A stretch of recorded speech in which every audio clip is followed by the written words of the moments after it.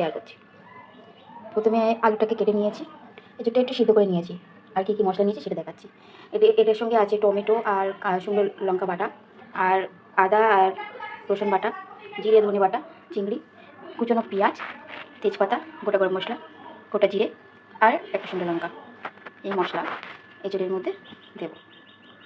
কড়াইয়ের মধ্যে তেল দিয়ে দিয়েছি, এবার আলুটাকে ভেজে নেব।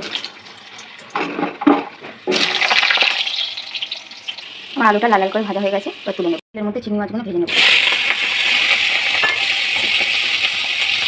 চিংড়ি মাছগুলো লাল লাল করে ভেজে নেব। চিংড়ি মাছগুলো ভাজা হয়ে গেছে, এবার তুলে নেব। ওই কড়াইয়ের মধ্যে আলু তেল দিয়ে গোটা মশলাগুলো দিয়ে দেবো।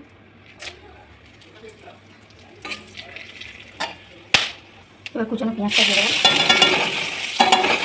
পেঁয়াজটা ভালো করে ভেজে নিয়েছি, এবার আদা রসুন বাটাটা দিয়ে দেবো। এক চামচ জিরে ধনে বাটা দেবো,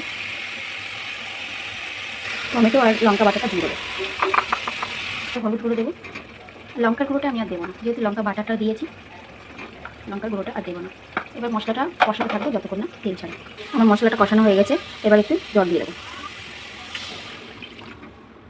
এরপর এঁচড় আলুটা দিয়ে ভালো করে কষিয়ে নেব। এবার ওই এঁচড়ের মধ্যে ভাজা চিংড়িগুলো দিয়ে দেবো, আবার একটু কষিয়ে নেব। পরিমাণ মতো লবণ দিয়ে দেবো। বন্ধুরা তোমরা যেমন লবণ খাবে তেমনই লবণ দিয়ে দেবো, আমি যেমন খাই তেমনি লবণটা দিয়ে একটু কষিয়ে অল্প করে জল দিয়ে দেবো।